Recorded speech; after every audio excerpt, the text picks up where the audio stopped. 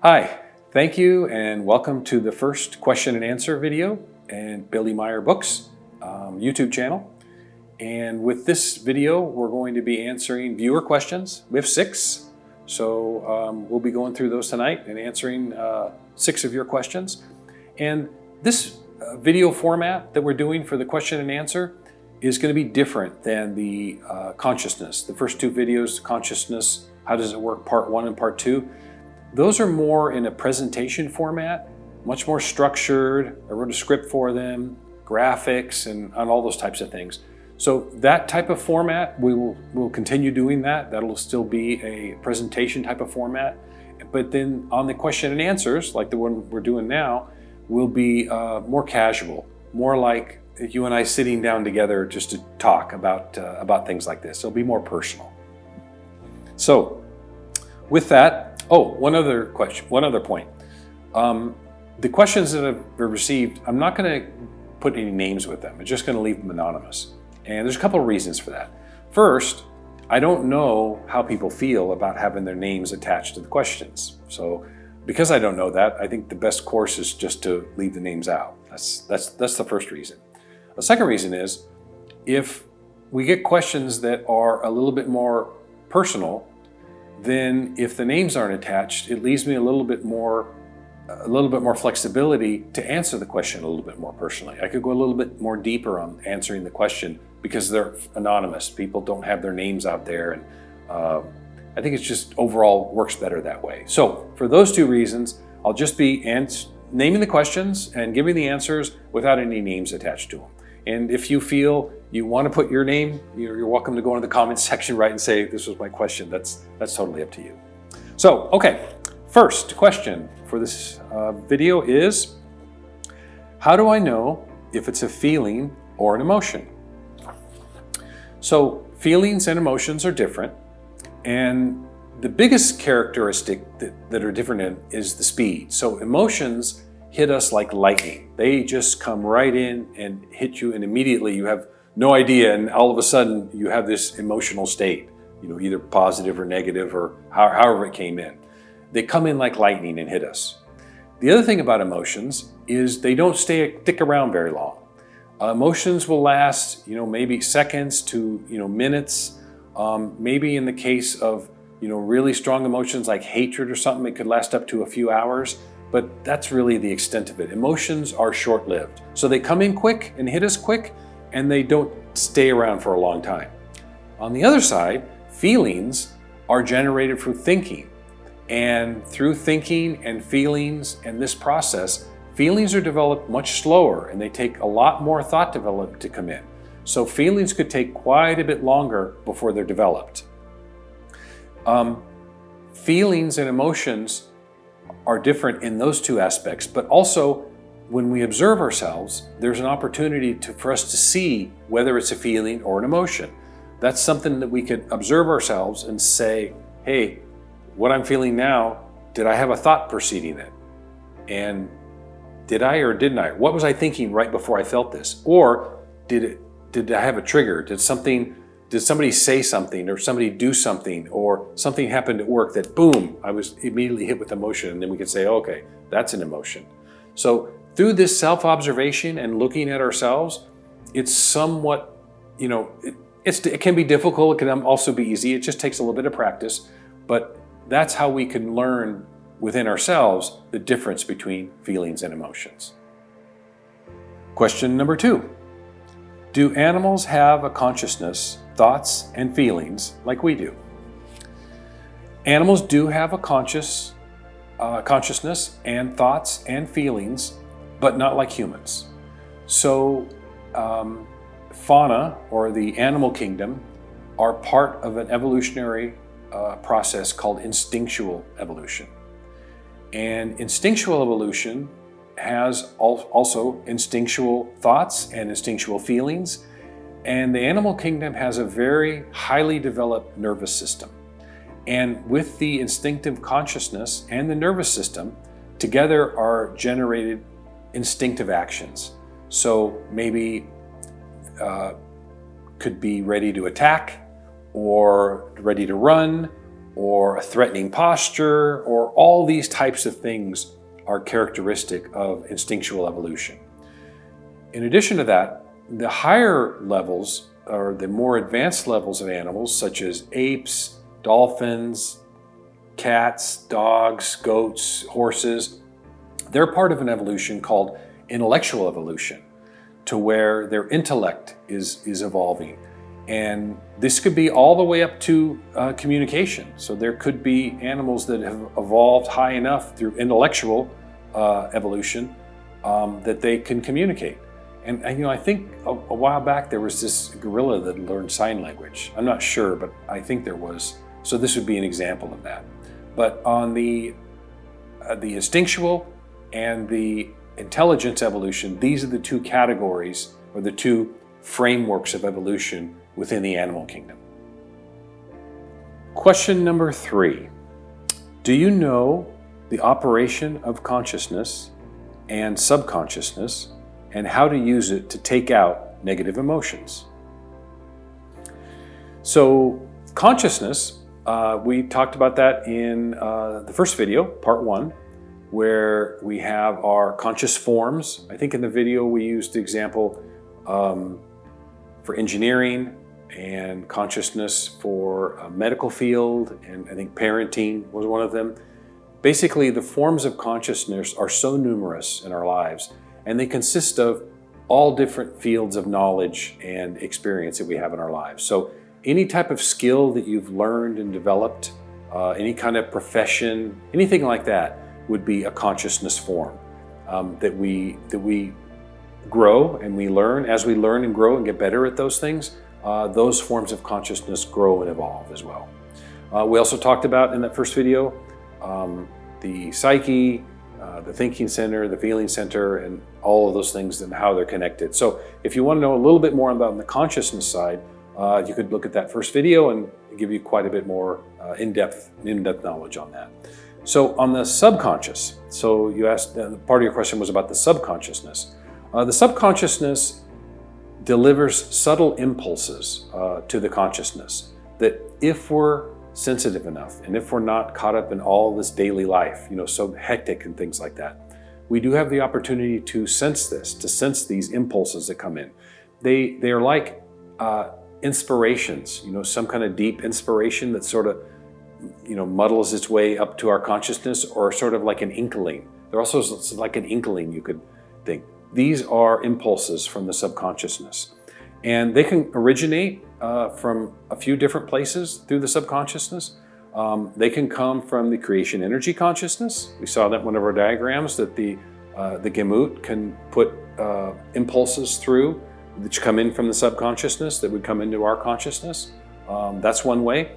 From the storage banks, it's boy, I hate using this term, but people know it. It's what's called the Akashic Records. That's not the correct term, and Billy uses the term storage banks, but I just want to use it as an example. From the storage banks, we could get impulses, and those come in through the subconsciousness, and also impulses from past lives.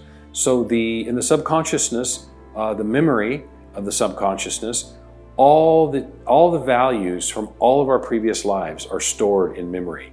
Now that doesn't mean the personalities, because it's a different personality each time, but the things that we're working on, the highest values of all the different traits of the human being, all these different things that we work on and evolve and improve on, the highest values from all of our previous lives are stored in subconscious memory, and these can come through to our consciousness as impulses to continue that evolution, sort of to continue where we left off. That's how those values go from lifetime to lifetime. When our personality consciousness block incarnates, it doesn't reincarnate, but when it incarnates, the subconsciousness memory of the subconsciousness contains these highest values of all previous lives, and they can come through as impulses. So those are the three things that can come into our consciousness via the subconsciousness.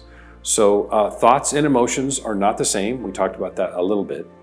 And emotions are developed by thoughts and feelings, both positive and negative, that have been maintained and grown for a long time.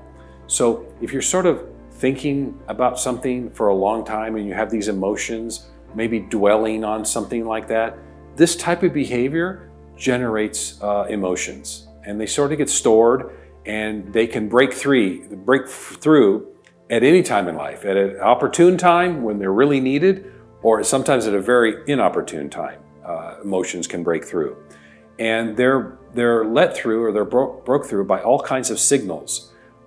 This could be a sound, could trigger an emotion, a person or a behavior, a word, maybe somebody says it can trigger an emotion.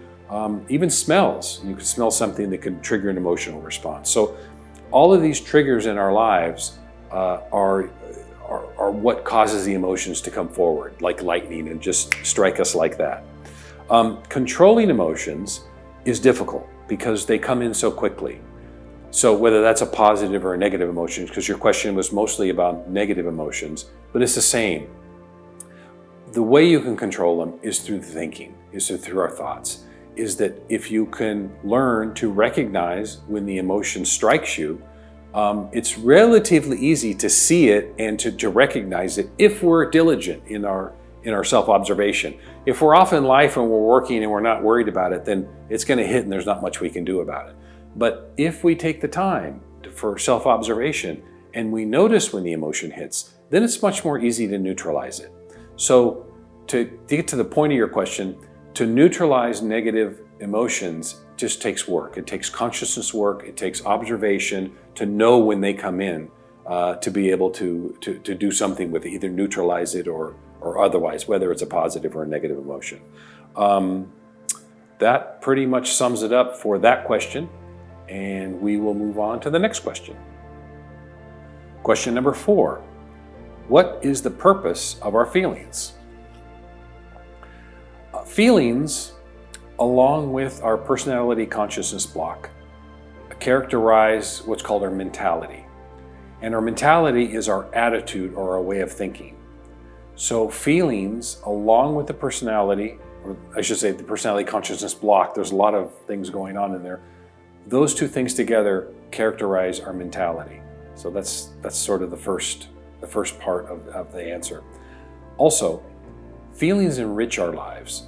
They take, if you can imagine without feelings, it's hard to do because we have so many feelings, but if you can imagine life without feelings, it would be pretty boring and dull. So feelings are around to enrich our lives, to enrich our experience and make them much more diverse and deep and in that sense. That's one reason.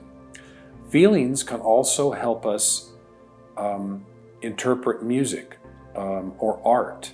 If you go to a gallery and you look at some art, feelings help interpret what you're understanding, or how you feel about this piece of art or music. So feelings operate in that way, so they're beneficial to us in that way. Also, feelings can warn us of danger. If we're out, say, walking in the parking lot in the evening and we're walking to our car, a lot of times you might get a feeling or something that, and this type of thing can prevent harm from coming to us. So feelings can also help us avoid danger. Emotions can develop from suppressed or neglected feelings. So if we have feelings that we haven't dealt with, or we suppress them, we don't deal with them, we sort of cover them up all the time, we don't acknowledge them, this type of behavior can lead to emotions. So feelings play a role in the development emotions in that way. Feelings also help us recall past memories. So if we have memories from our childhood, or memories of our parents, or fun times with our friends, feelings also help us relive those memories by adding something to it rather than just recalling the memory. So that's another thing they do. Feelings are also present when we make an assessment or we judge some event or somebody. Say we met somebody for the first time, or a work colleague. Feelings play a role in how we perceive that person, not just by their actions or their speech, but our feelings also color that and add context and clarity to it. Sometimes not so clear, but it adds a lot to those types of things. And then feelings and our thinking, those two things together, feelings and our thoughts, are really the fundamental basis of our experience in life. It's a very fundamental nature about our life. They play a role along with thoughts to define and distinguish our life as we live it. Question number 5.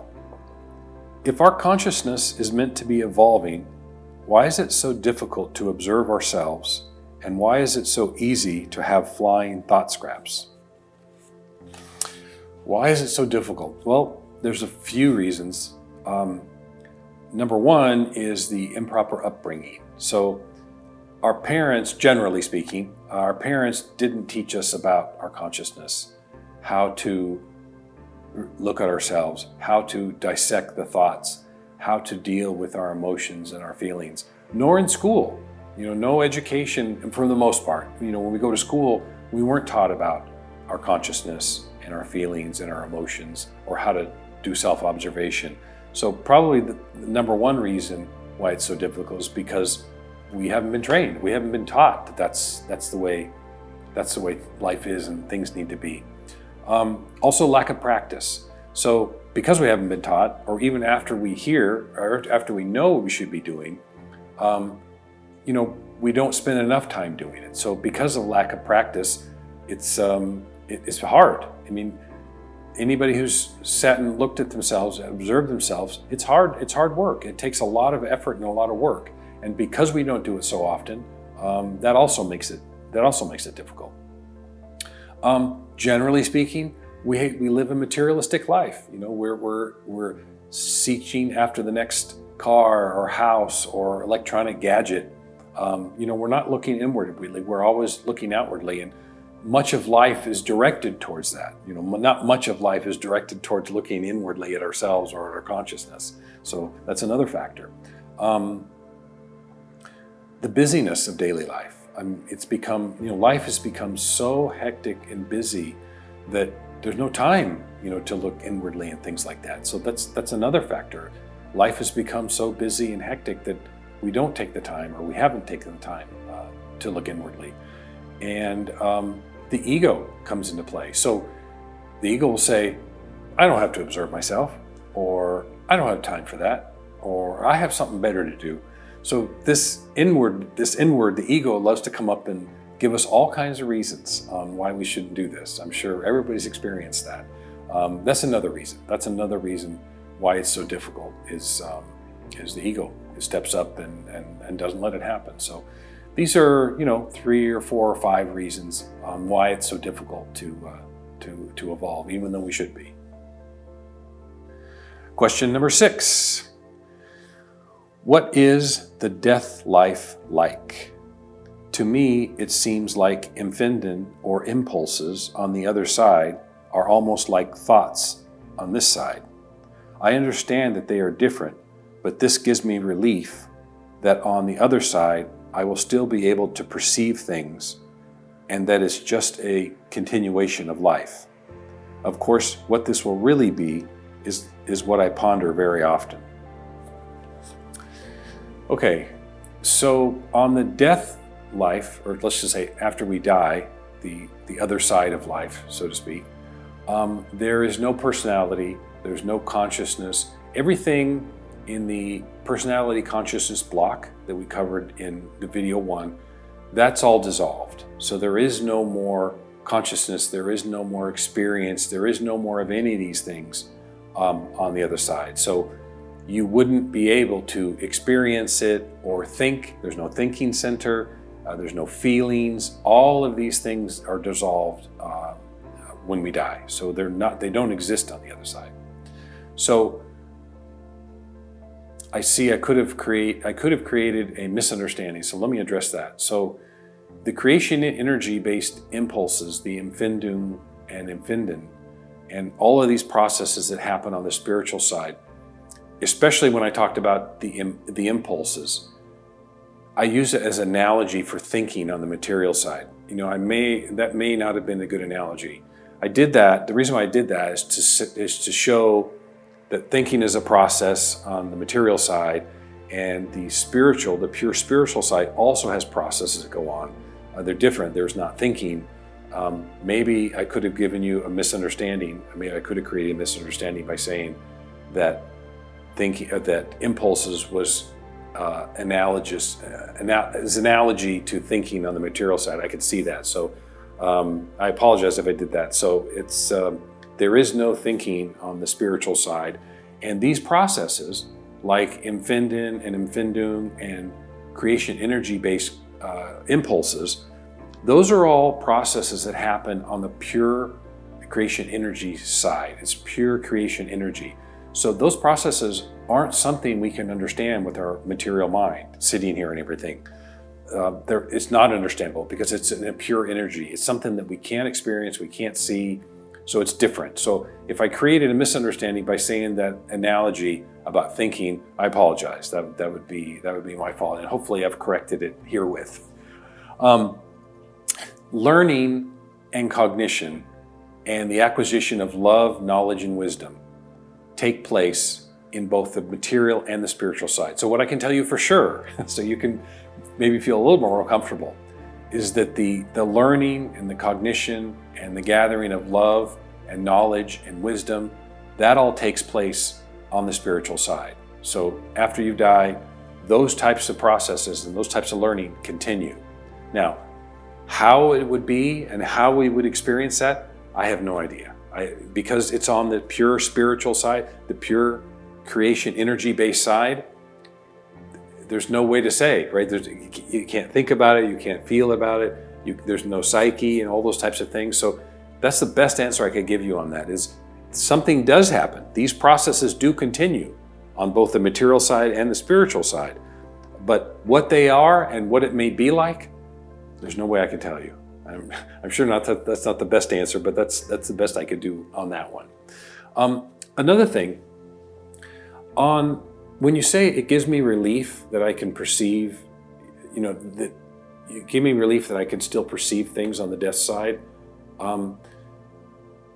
that tells me a little bit that it could be some worry or some being scared of the unknown, because we don't know what the other side's going to be like. So I detect a little bit of that in the question. I wanted to address that as well.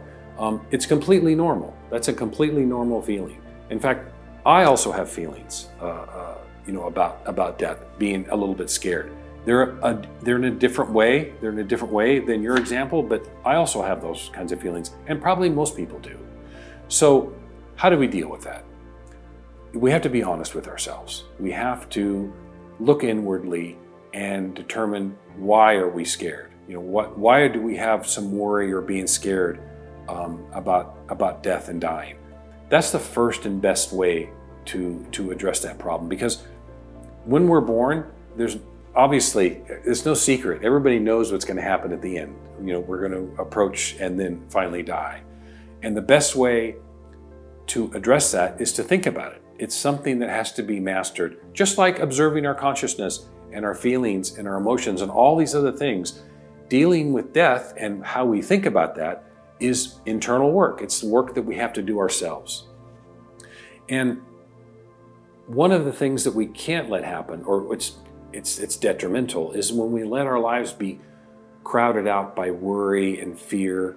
And what it does is it postpones the learning. If we're worrisome and fearful of something that we really have no control over, what it does is it hinders our progress in evolution. It doesn't allow us to continue, because our whole mind and our daily life is filled up with worries, not just about death, but all of life's things, but we're talking about the death life here.